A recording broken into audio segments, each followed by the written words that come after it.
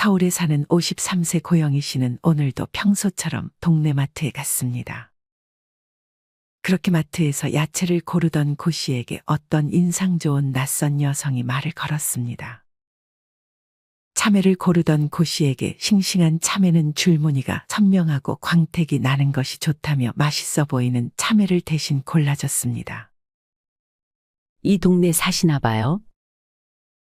고 씨는 그렇다고 답했습니다. 낯선 여성은 고 씨에게 동네 주민이니 연락처를 알려주며 가끔 커피도 한 잔 마시자고 말했습니다. 고 씨는 얼떨결에 자신의 번호도 줬는데 이후 그날 만났던 낯선 여성은 고 씨에게 먹을 것도 가져다 주고 좋은 정보들을 많이 알려줬습니다. 고 씨는 그저 좋은 사람이다 생각하고 낯선 여성과 점점 친해지기 시작했습니다. 고 씨는 그렇게 알게 된 여성이 있다고 남편에게 말했습니다. 그랬더니 고 씨의 남편은 이상한 사람 아니냐며 자기의 친구도 마트에 갔다가 낯선 사람이 말을 걸어왔다고 답했습니다. 남편의 친구에게 말을 건 사람은 정치적인 주제에 대한 얘기를 꺼내며 다가왔다고 했습니다. 워낙 부침성이 좋았던 남편의 친구는 그 사람을 딱히 경계하지 않았는데 알고 보니 사이비 포교였다고 했습니다. 남편은 고 씨에게 이전처럼 사이비 포교 활동을 하는 사람들이 길에서 대놓고 얼굴이 좋아 보인다든지 요새 힘든 일은 없는지 물어보는 방식이 통하지 않으니 마트에서 혼자 장을 보는 어르신들이나 아이 엄마에게 많이 접근을 한다며 조심하라고 말했습니다. 고 씨도 최근부터 그 지인이 자꾸만 종교 얘기를 꺼내거나 모르는 지인들을 하나둘 불러대니 불편해서 그냥 연락처를 차단해버렸습니다. 고 씨도 혹시 몰라 알아보니 정말 남편 말대로 마트에서 혼자 장 보는 사람들에게 말을 걸며 사이비 포교 활동을 한다는 것을 알았습니다. 고 씨는 앞으로 절대 인상이 좋아 보이는 사람이라 하더라도 번호를 주지 않겠다고 다짐했습니다. 고 씨처럼 딱히 금전적인 피해를 보지 않으면 다행이지만 모두가 이렇게 사이비 포교 활동을 하는 사람으로부터 쉽게 빠져나오는 것은 아닙니다. 수원에 사는 56세 김윤희 씨는 평소 당근마켓을 통해 중고로 물건을 사고 파는 것을 즐겨 했습니다. 집에서 쓰지 않는 물건들을 비우면서 돈까지 받을 수 있었고 필요한 게 생기면 비싸게 새 것을 사는 것이 아니라 싼 가격에 얻어올 수 있는 것이 좋았습니다. 김 씨는 그 중에서도 무료 나눔하는 것이 있으면 제일 먼저 연락을 해 공짜로 물건들을 많이 받아오기도 했습니다. 하지만 김 씨는 당근마켓에서 이상한 사람들이 활동한다는 사실을 눈치채지 못했습니다. 김 씨는 그날도 어느 때와 같이 당근마켓을 살펴보며 좋은 물건이 없나 보고 있었습니다. 그때 김 씨가 정말 찾던 예쁜 접시가 저렴한 가격에 올라온 것을 확인했습니다. 김 씨는 곧장 그 접시를 올린 사람에게 연락했습니다. 그랬더니 곧장 답장이 왔습니다. 접시를 올린 사람은 김 씨에게 접시를 안전하게 포장해서 집 앞 현관문에 걸어둘 테니 김 씨에게 주소를 알려달라고 했습니다. 김 씨는 그냥 집 근처에 오면 받겠다고 했지만 그 사람은 추운데 집 밖으로 번거롭게 나오냐며 그냥 자기가 갖다 줄 테니 주소를 알려달라 했습니다. 김 씨는 직접 가져다 주기까지 한다는 말에 기쁘게 주소를 알려줬습니다. 그러더니 상대는 갑자기 김 씨에게 접시를 사는 이유를 물었고 이후에는 취미가 뭐냐는 식으로 물어보다 근처 동네에 사는 것 같으니 동네 친구가 되는 것은 어떻겠냐고 김 씨에게 제안했습니다. 그러면서 자기 전화번호까지 알려줬습니다. 김 씨는 그렇게 이 사람과 동네 친구가 되었습니다. 알고 지낸 지 몇 달간은 정말 평범하게 그냥 친구처럼 지냈습니다.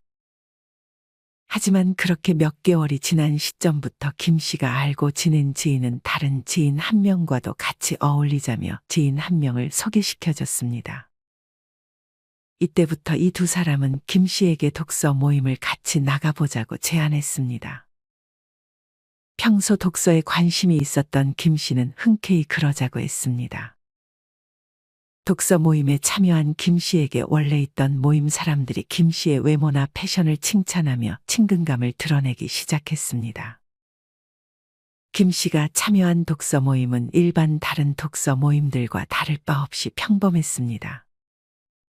김 씨는 자주 이 모임에 나올 생각을 했습니다. 사실 지인은 김 씨가 독서를 좋아한다는 사실을 알고 사이비 모임을 독서 모임으로 가장에 속였던 것이었습니다. 그렇게 세 번째 참석할 때까지는 평범한 독서 모임이었지만 네 번째 모임부터 모임 인원 한 명이 영학에 관한 얘기를 꺼냈습니다. 김 씨는 별로 관심이 없었지만 지인을 포함한 다른 인원들은 그 얘기에 귀를 기울였습니다. 김 씨는 2시간 동안을 음양오행, 제사에 관한 설명을 들었습니다. 들어보니 김 씨도 어느 순간 그 얘기에 빠져 있었습니다. 그러다 제사는 명당 자리에 가서 지내야 한다며 같이 가보자고 모임장이 김 씨를 데려갔습니다. 모임 사람들은 김 씨에게 제사를 지내게 한 후 제사 명목의 돈을 김 씨에게 요구했습니다. 지인은 김 씨에게 많은 돈을 낼 필요 없다며 김 씨를 달랬습니다. 김 씨는 그래도 정성스럽게 자기를 위해서 힘써준 것이라 생각해 교회에 헌금을 한다는 생각으로 10만 원을 냈습니다. 하지만 이것은 그저 시작일 뿐이었습니다. 지인들도 김 씨와 마찬가지로 제사를 지내며 돈을 냈고 김 씨보다 더 많은 돈을 냈습니다. 물론 이 돈들은 자기들 돈이 아니라 김 씨를 속이기 위한 돈이었습니다. 김 씨는 자기가 돈을 너무 조금 낸다는 생각에 점점 더 큰 돈을 내기 시작했습니다. 사실 김 씨가 이 모임에서 빠져나올 수 없던 이유는 이 모임 사람들 모두 김 씨의 아픔에 공감해주고 누구보다 김 씨를 생각해줬기 때문이었습니다. 물론 이 모든 것은 연기였지만 김 씨는 자기의 아픔에 공감을 해주니 이 모임에 올 때마다 위로를 많이 받아 의심하지 않았습니다. 이미 이렇게 마음이 넘어가 버린 김 씨에게 지인을 포함한 그 모임 인원들은 김 씨의 가족들과 다른 친구들을 이간질하거나 명분을 만들어 김 씨가 이 모임 인원들에게 더욱 의지하고 가족들과 다른 친구들에게서 분리시켰습니다. 마지막 단계로 귀한 명분이 담긴 도전이나 미션을 부여하며 이 과정에서 돈을 요구받았고 김 씨는 이미 여기에 빠져버린 직후였습니다. 시간이 흘러 김 씨는 이 종교에 더욱 빠져 이혼을 택했습니다. 이런 김 씨의 이야기처럼 사이비 종교 피해자들 대부분이 종교를 위해 가출이나 이혼을 택한다고 합니다. 사이비 종교에서 빠져나온 탈퇴자들에 따르면 이렇게 종교에 빠지고 나서 가정으로 돌아올 수 있는 확률은 1% 정도에 그친다고 말했습니다. 사실 이 이야기만 들어보면 누가 그런 걸 당하냐고 생각할 수 있지만 사실 사이비 포교 수법이 정말 교묘해지고 있다고 합니다. 이젠 하다하다 사이비 포교 활동도 시스템과 매뉴얼까지 만들고 만약 실패했으면 실패 보고서까지 작성한다고 합니다. 뿐만 아니라 사이비 포교를 위해 연기 훈련까지 받는다고 합니다. 타겟을 잡고 그 사람이 뭘 좋아하고 뭘 싫어하는지, 어느 시간에 한가한지, 주변 가족들 중에 사이비 포교에 도움 안 되는 가족들이 있는지까지 파악을 해 접근을 하는 등 그 수법이 정말 교묘해지고 있다고 합니다. 그리고 지인을 통해 더 많이 포섭을 한다고 하니 이제는 지인들까지 의심해야 하나 하는 생각이 들기도 합니다.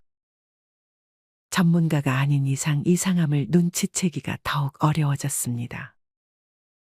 2023년 기준으로 사이비 신도가 200만 명으로 전 국민의 무려 4%나 된다고 합니다. 이 중에서 분명 나는 안 당할 거라 생각했던 사람들도 있었을 것이고, 아직 본인이 사이비 종교에 빠졌는지 알지 못하는 사람들도 있을 것입니다. 이런 사람들 때문에 당근마켓을 할 때도 의심을 해야 한다는 것이 참으로 답답한 상황인 것 같습니다. 당근마켓을 할 때에는 웬만하면 상대가 나에게 이것저것 질문했을 때 다 답해주지 말고 주소도 그냥 말을 해주지 않는 것이 좋을 것 같습니다.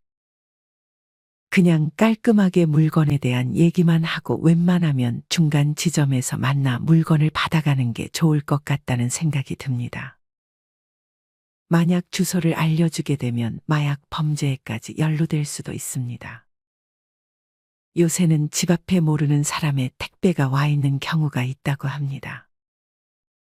이때 부모님이 시켰는지 아니면 자식들이 시켰는지 내가 시키지 않았다 하더라도 내 가족 중에 한 사람이 택배를 시켰을 것이라 판단해 보낸 사람과 받는 사람을 확인하지 않고 그냥 가져가는 경우가 있는데 사기꾼들은 이것을 노린다고 합니다.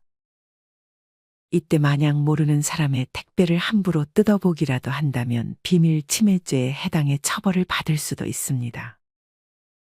심지어 마약을 주문한 뒤 개인정보가 확인된 주소로 보낸 후에 택배가 잘못 갔으니 다시 보내달라며 마약을 수거해 가는 경우도 있다고 합니다. 우리 집에 왔던 택배를 전달하는 것 자체가 마약과 관련하여 공범이 될 수도 있으니 반드시 택배를 받는 사람을 확인하고 잘못된 택배가 있다면 신고를 해야 합니다. 모르는 택배가 왔다고 해서 택배에 있는 전화번호로 절대 전화도 하지 마시고 택배 회사 또는 경찰서에 유실물 신고를 하는 것이 가장 좋은 방법입니다. 또한 이 사이비 포교의 타겟 중 하나가 바로 아이를 둔 엄마입니다. 사실 아이만 키우면 사회적 교류가 잘 없게 됩니다. 특히나 아이를 돌보기 가장 힘든 시기는 3, 4살 정도 된 아이를 돌볼 때 혹은 아이를 막 낳았을 때인데 이 시기가 사이비 포교 수법에 당하기 참 쉬운 시기이기도 합니다. 사기꾼들은 당근마켓에 육아용품을 올려 피해자에게 접근합니다. 육아용품을 구매하려는 것은 당연히 아이를 둔 엄마일 가능성이 높기 때문에 사기꾼들은 아이 키우느라 힘들지 않냐는 말로 공감대를 형성합니다. 그러면서 자기가 육아용품을 공짜로 나눠주겠다며 친하게 지내자고 다가오는 사람들이 있습니다. 이미 피해자는 아이 키우느라 정신적으로 힘든 상태이기 때문에 그렇게 다가오는 사람을 쉽게 뿌리칠 수 없게 됩니다. 그리고 당연히 이 사기꾼은 실제 애기 엄마가 아니라 애기 엄마 역할을 하는 사기꾼들의 한 팀원에 불과했습니다. 힘든 시기일수록 더더욱 처음부터 자주 연락하는 사람들은 조심해야 합니다.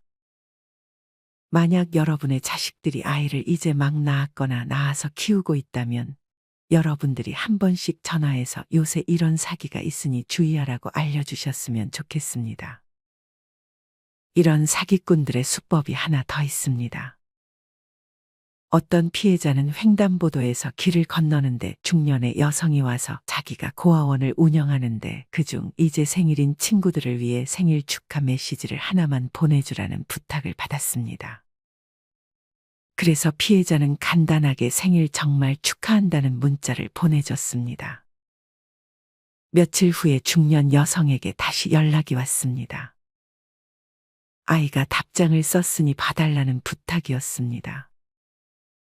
정말 아이 글씨로 고맙다는 답장이 왔고 그 아이는 자기가 기억하는 엄마 사진이라며 그림을 그려 같이 보내줬습니다. 이 답장을 받은 남성은 안쓰러움이 느껴지다가도 불현듯 사기일 수도 있겠다는 생각이 들었습니다. 그래서 인터넷에 사이비 고아원이라고 검색을 했더니 자기와 비슷한 수법으로 피해를 당했다는 글을 봤습니다. 알고 보니 아이가 쓴 편지는 사실 아이가 쓴 것이 아니라 어른이 자기가 글 쓰는 손의 반대 손으로 삐뚤빼뚤하게 편지를 쓰며 아이 행세를 했던 것이었습니다. 그림도 사실은 어른이 그린 그림이었습니다. 이제는 이렇게 선의의 부탁을 쉽게 들어주는 것조차도 범죄의 표적이 될 수 있으니 주의해야 합니다. 마지막으로 사이비 포교 활동의 타겟으로 우리 아들, 딸들, 즉 청년들이 가장 위험하다고 합니다. 예전에 방송에 사이비에 빠졌다가 탈출한 사람이 나와 강연하는 것을 봤습니다. 이분도 그 당시 아주 젊은 청년이었습니다. 어느 날 이 청년에게 전화가 왔습니다. 전화한 사람은 자기를 기자라고 소개하며 청년들의 라이프 스타일을 인터뷰하고 싶다고 말했습니다. 이 청년은 흔쾌히 그러겠다고 답했습니다. 인터뷰를 하는 자리에는 인터뷰 기자 2명, 교수 1명, 청년에게 전화 온 기자 1명이 있었습니다. 나중에 알고 보니 이 자리에 있던 인터뷰 기자 2명, 교수 1명, 전화 온 기자까지 모두 사이비 신도였고 당연히 교수는 진짜 교수가 아니었습니다. 그리고 청년에게 전화 온 기자에게 청년의 전화번호를 알려준 사람은 청년과 가까운 친구였고 이 친구도 사이비 신도였다고 합니다. 이제는 정말 타겟이 된 사람들의 개인정보와 기호를 알고 접근을 하며 그 수법이 점점 교묘해지고 실패를 하면 실패보고서까지 쓰게 한다니 갈수록 피해자들이 더 많아질 수밖에 없겠다는 생각이 들기도 합니다. 이외에도 소개팅 어플이나 인스타그램 같은 SNS를 통해서 접근을 하거나 쿠킹 클래스, 유기견 봉사 같은 곳에서도 접근을 한다고 하니 조심해야 합니다. 앞서 사이비에 빠졌다가 탈출한 청년은 이제는 사이비에 빠진 사람들이 그곳에서 나오게끔 도와주는 전문가가 되었는데 이 청년이 말하길 사이비 종교는 당연히 종교가 아니라 사기라고 했습니다. 사기를 치려고 선택한 방식이 사이비 종교일 뿐이라며 말이죠. 사실 모르는 사람이 친한 척 접근하는 것은 무서운 일이라고 생각해야 하고 처음 보는 사람은 경계해서 나쁠 것이 없습니다. 거기다 갑자기 개인정보를 물어본다면 그 사람은 나랑 친해지려는 목적이 아니라 나를 만만한 상대로 보고 돈을 뜯어내려고 속으로 마음먹고 있을 수 있습니다. 이런 포교 활동도 이제는 먼저 밝히고 하지 않으면 처벌하는 법이 만들어져야 합니다. 이렇게 하지 않으면 정말 순수하게 만나는 만남들도 다 의심하게 될 수밖에 없습니다. 이제는 사우나에도 다이소에도 어떤 장소에서건 사이비 포교를 하려는 사기꾼들이 돌아다니기 때문에 이런 행동은 범죄 행위로 처벌되어야 할 것입니다. 여러분은 최근에 이렇게 누군가 친한 척하며 다가온 경험이 있으신가요? 앞으로 이런 경험이 있을 때마다 반드시 경계하고 우리 아들, 딸들에게도 만나면 한 번씩 조심하라고 말을 해주면 좋을 것 같습니다. 이상으로 오늘의 영상을 마치겠습니다. 우리 모든 구독자분들의 행복한 여생을 응원합니다. 다음에 더 좋은 내용으로 찾아뵙겠습니다. 감사합니다.